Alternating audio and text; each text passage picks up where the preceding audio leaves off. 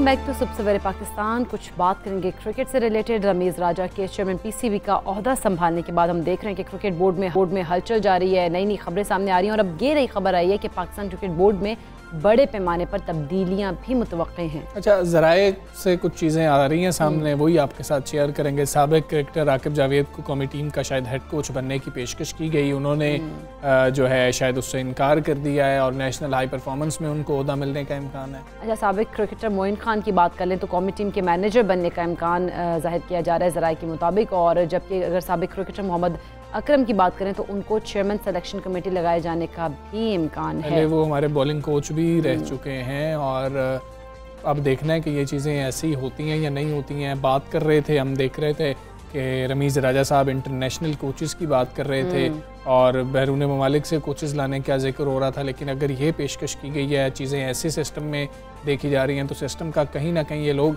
हिस्सा तो रहे हैं। खैर, सुबहान अहमद को चीफ ऑपरेटिंग ऑफिसर और मौजूदा सीईओ जो सलमान नसीर हैं उनको तब्दील करके डायरेक्टर लीगल लगाए जाने का भी इम्कान है। रीजनल टीमों के लिए रमीज़ राजा की गैर मुल्की कोचेस लाने पर भी दिलचस्पी बढ़ने लगी है। पहले हमें पता लगा था कि उन्होंने नाराज़गी का इजहार किया था।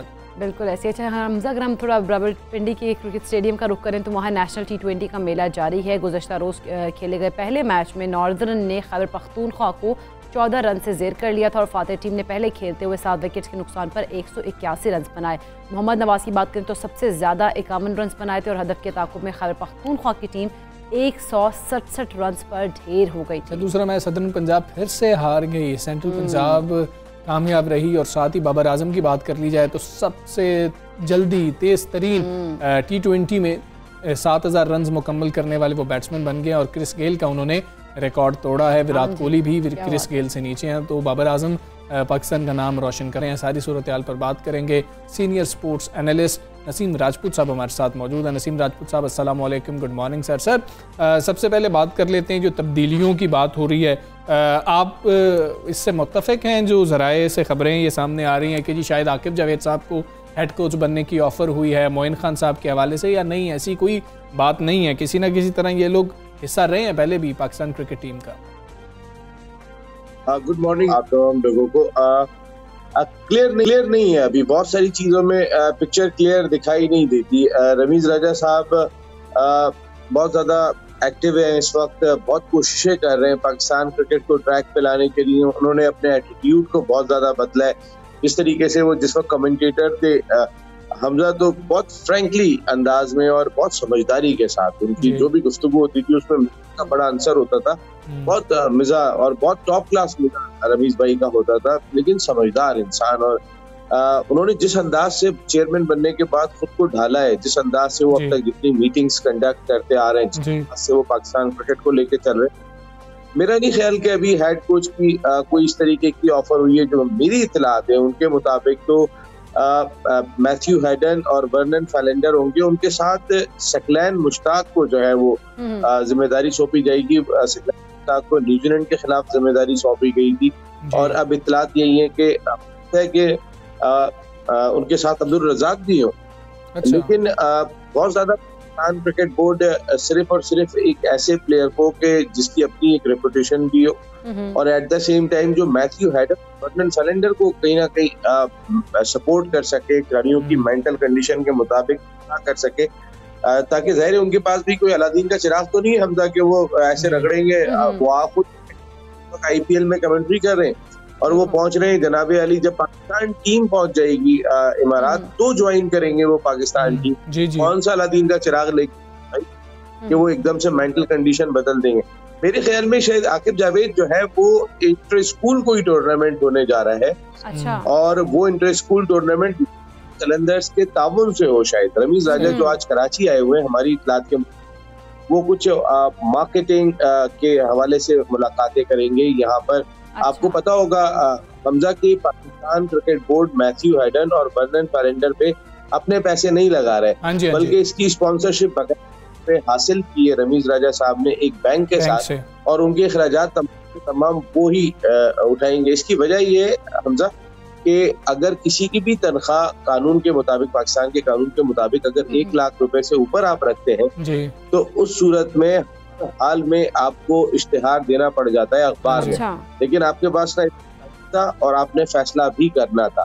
तो उस सिलसिले में इन्हें कंसल्टेंट रखा गया है और हेड कोच की जहाँ तक बात है, ऐसा लगता है कि सकलैन मुश्ताक एक प्रोमिनेंट नाम होंगे इस सिलसिले में। ठीक है। अच्छा नसीम राजपूत साहब, अगर हम रीजनल टीम्स की बात कर लें ना, तो रमीज राजा साहब ने थोड़ी दिलचस्पी अपनी बढ़ाई है गैर मुल्की कोचेस के हवाले से कि उनको लेके आएंगे और उस तरह से फिर ये काम चलेगा। लेकिन आप समझते हैं कि दुरुस्त इक़दाम में ऐसा ही होना चाहिए, गैर मुल्की प्लेयर्स आएंगे तो फिर कुछ बेहतरी देखेंगे हम क्रिकेट में?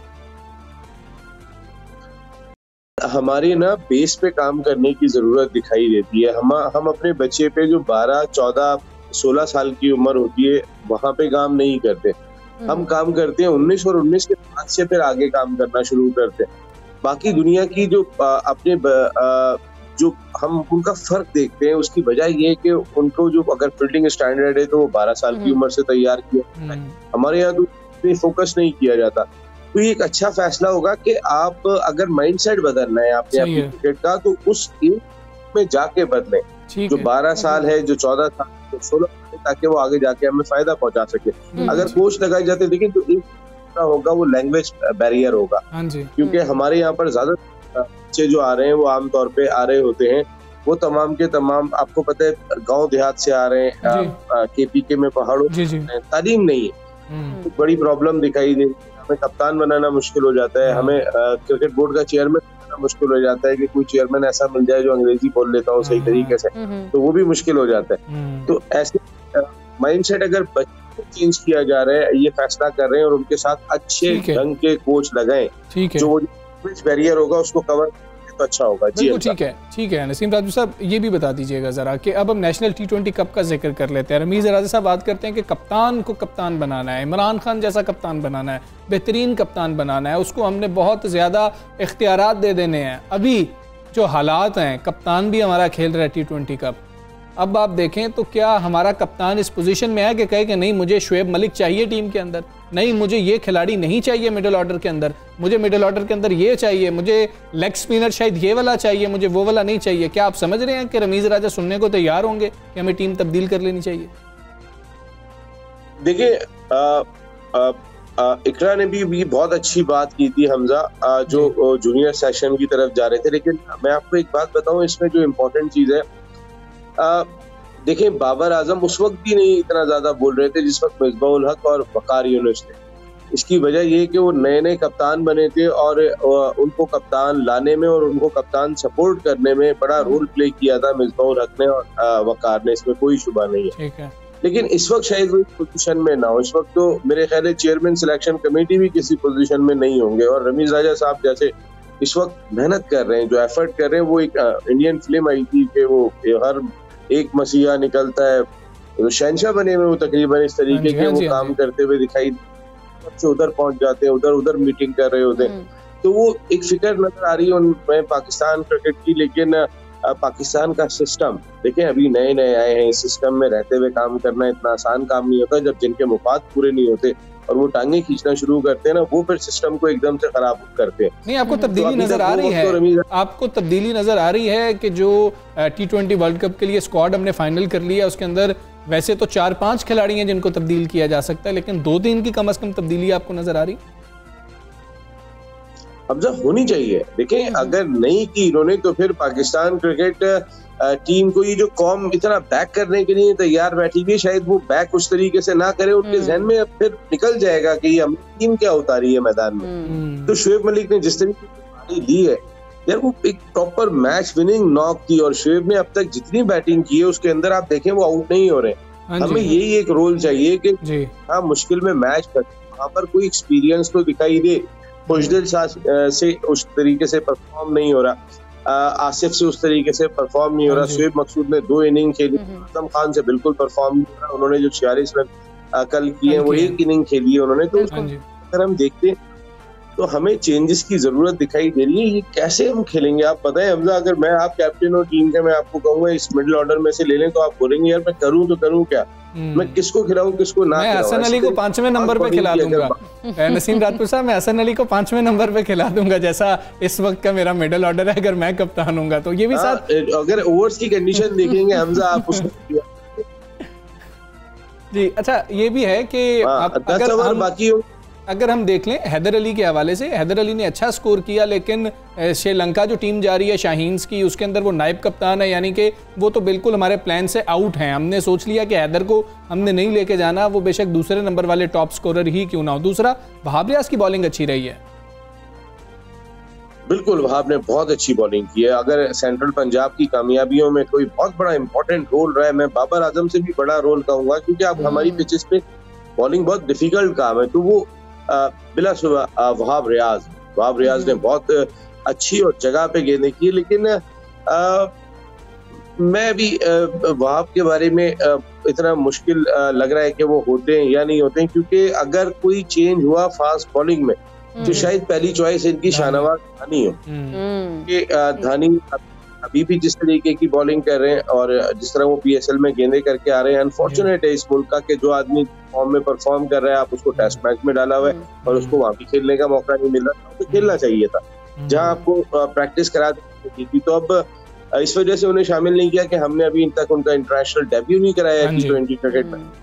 मेरे ख्याल में अगर कोई चीज होगा तो वहाब से पहले चॉइस ये होंगे। वैसे वहाब बहुत बेहतर चॉइस है, बैटिंग भी जिस तरह ये तो आपने एक प्लेयर का बताया नसीम राजपूत साहब के अगर चेंजिंग हो सकती है तो धानी के हो सकती है, लेकिन अगर हम बात करें इस वक्त कौमी टीम में जो इसका स्क्वाड है, कौन से प्लेयर्स हैं जो कि आपको लग रहा है कि ये खतरे में है और सबको नजर आ रहा है खतरे में और वो चेंज हो सकते हैं और नए प्लेयर्स जो हैं उनकी जगह आ सकते हैं, और वो नए प्लेयर्स कौन से हो सकते हैं? देखिए, शुएब मकसूद ने भी पिछले 2 मैचों में अच्छी बैटिंग की है। उनमें से एक में वो कप्तान नहीं थे तो उन्हें कप्तानी छोड़नी पड़ गई थी। उनके 2 पास अगर मैं हटा देता हूँ तो बाकी जो 3 मिडिल ऑर्डर बैटिंग देख रहा हूँ, तो मेरा नहीं ख्याल कि इन तीनों में से किसी को भी होना चाहिए अब तक की परफॉर्मेंस पे। देखें, अब आपके पास ज्यादा टाइम नहीं है, आप 7 दिन आखिरी 6 दिन रह जिस वक्त आप टीम चेंज कर सकते हैं, और 2 दिन का गैप नेशनल T20 टूर्नामेंट में आ गया। अब ये 6 तारीख से शुरू होगा और 2 दिन के बाद आपने टीम को फाइनल कर ही रहना है हर हाल में, तो हर टीम को एक मैच मिलेगा। तो अब प्लान मेरे ख्याल है सिलेक्शन कमेटी का भी बन गया होगा, प्लान पाकिस्तान क्रिकेट बोर्ड के थिंक टैंक का भी बन गया होगा कि हमने चेंज करना है तो किसको चेंज करना है। और 3 चेंजेस अगर जैसे मैंने आपको बताई कि अगर होती हैं तो एक तो हमें टॉप ऑर्डर एक ओपनर लेके आना चाहिए जो प्रॉपर T20 फॉर्मेट को, अगर हम 2 नहीं ला रहे हैं तो एटलीस्ट हमें एक जरूर लाना चाहिए उनमें से। शुएब मलिक एक इजाफा हर हाल में बनते हैं, और अगर आपको दूसरे विकेट की जरूरत पड़ रही है तो उस सूरत में सरफराज अहमद को एक्सपीरियंस की सूरत में सामने कोई ऐसा नहीं कि आप कोई जंग में हिस्सा लेने के लिए जा रहे हैं कि गोला बारूद ही चाहिए। गोला बारूद आप जहाँ ऊपर जरूरत है वहाँ रख नहीं रहे, वहां पर आप जो है पता चलता है एयर गन लेके बैठ जाते हैं जहाँ गोला बारूद के अंदर दरकार। आप अपनी हिकमत अमली को चेंज करें और जो नीचे की बात करें वो शुएब मलिक को लेकर आए। वहां पे अगर जरूरत रिजवान खेल रहे हैं, आपको second wicket keeper second choice अमली जो है उसको चेंज करना पड़ेगा, कुछ बेहतरी करेंगे तभी हमें रिजल्ट्स भी बेहतर मिलेंगे। बहुत शुक्रिया नसीम राजपूत साहब, आप सवेरे पास गुफ्तगू कर रहे थे और ये कुछ चेंजिंग जिस तरह से उन्होंने बताई है कि होनी चाहिए और वो हों तो परफॉर्मेंस जो है वो टीम की बेहतर होगी। हम आगे बढ़ेंगे और हम बात करेंगे जहनी सेहत के हवाले से, क्योंकि हमारी जो सोसाइटी है उसके कुछ रवैये जो हैं वो इस तरह के नहीं होते कि हम लोग एक्सेप्ट ही नहीं कर पा रहे होते कि एक पेशेंट जो है वो अब वो जहनी मरीज़ बन चुका है, एक इंसान जो है, हम इन चीज़ों को एक्सेप्ट नहीं कर रहे होते। तो एक्सेप्टेंस कितनी ज़रूरी है और कितना रखना ख्याल उस इंसान का ज़रूरी है जो कि इस चीज़ में, इस बीमारी में मुब्तला हो जाता है। हम इसी पर बात करेंगे। डॉक्टर हुमा असलम हमारे साथ मौजूद है। डॉक्टर साहबा गुड मॉर्निंग। अच्छा डॉक्टर साहबा, हम अगर बात करें सोसाइटी की, क्यों हमारे रवैये हम क्यों नहीं एक्सेप्ट कर पा रहे होते ऐसे पेशेंट को जो कि जहनी मरीज़ बन चुका होता है? अच्छा, इसमें बहुत ज़रूरी है कि जहनी बीमारियों को पहले समझा जाए। और जहनी सेहत बेसिकली क्या होती है कि आप ठीक होने के उस स्टेट को कहते हैं जिसमें इंसान अपने पोटेंशियल का भरपूर अंदाज़ा लगाते हुए माशरे में कोई प्रोडक्टिव रोल प्ले कर सकता है और रोज़ाना के जो चैलेंजेस आते हैं उनका अच्छे तरीके से सामना कर सकता है। और अगर वो इन सब चीज़ों का अच्छे से सामना ना कर सके तो वो जहनी तौर पे बीमार होता है। जहनी बीमारियों के अलामात जो हैं हमारे 3 एरियाज़ में आती हैं, हमारे सोचने समझने की सलाहियत में, हमारे इमोशंस फीलिंग्स में और हमारे बिहेवियर में, हमारी परसेप्शंस में। तो इसलिए जब भी किसी का बिहेवियर चेंज होता है वो पहले जैसा नहीं रहता, वो अकेला रहना शुरू कर देता है या वो कुछ ऐसी बातें करना शुरू कर देता है जो इस पहले नहीं कर रहा होता, उल्टी सीधी बातें कर रहा होता है या नाउमीदी की, मायूसी की बातें कर रहा होता है या बेजा खौफ में मुब्तला होता है। तो ये सब जहनी बीमारियों की अलामतें होती हैं। और हमारे यहाँ क्यों इसकी एक्सेप्टेंस नहीं है, वो lack of awareness and lack of understanding है। हम जहनी बीमारियों को बीमारियां ही तस्लीम नहीं करते, हालांकि जहनी बीमारियां फ़िज़िकल इलनेसेस की तरह रियल इलनेसेस हैं और इनकी भी उसी तरह दिमाग में इन केमिकल्स का उतार चढ़ाव होता है जिसकी वजह से ये बीमारियां होती हैं और इनका इलाज भी उतना ही ज़रूरी है जितना फ़िज़िकल बीमारियों का इलाज ज़रूरी है। ठीक है। अच्छा डॉक्टर साहब, ये तो ये है कि हम पहले एक्सेप्ट ही नहीं कर रहे होते, अब पता लग गया कि एक शख्स को जहनी बीमारी है, उसको पता लग गया, उसकी फैमिली को पता लग गया, सोसाइटी का बिहेवियर क्या होता है कि जिस वक्त हमें पता लग जाता है कि यार इसको कोई जहनी मसाइल चल रहे हैं और ये डॉक्टर के पास जाता है, सबसे बड़ा ये है कि ये डॉक्टर के पास जा रहा है, इतना बड़ा मसला हो गया, तो उससे कितना फ़र्क पड़ रहा होता है उस मरीज़ को? इसमें ये बहुत इंपॉर्टेंट क्वेश्चन है। जहनी बीमारियां बहुत कॉमन हो चुकी हैं। WHO के मुताबिक हर 4 में से 1 एडल्ट डायग्नोजेबल साइकाट्रिक इश्यूज़ का शिकार है और हर 10 में से 1 बच्चा डायग्नोजेबल साइकाट्रिक इश्यूज़ का शिकार है। ये इतना प्रेवलेंट इशू है। लीडिंग कॉज ऑफ डिसेबिलिटी है वर्ल्ड वाइडली।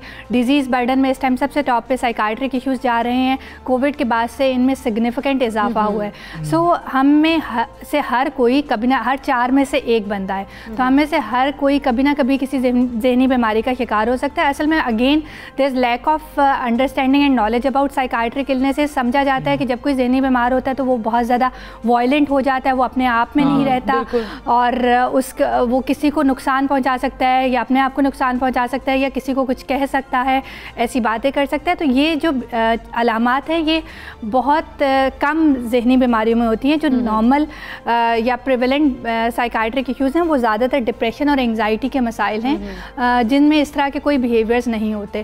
सो हमें बहुत ज़्यादा ज़रूरत है कि अपनी अंडरस्टैंडिंग इन जहनी बीमारियों के बारे में बढ़ाई जाए ताकि ये इश्यूज़ अर्ली डायग्नोज हो सके और इनकी अर्ली ट्रीटमेंट स्टार्ट हो सके। डिप्रेशन और एंग्जाइटी 100% ट्रीटेबल इश्यूज़ हैं, बस आपको प्रोफेशनल के पास वक्त पे पहुंचना ज़रूरी है ताकि इनको सोसाइटी का एक इफ़ेक्टिव मेंबर दोबारा से बनाया जा सके।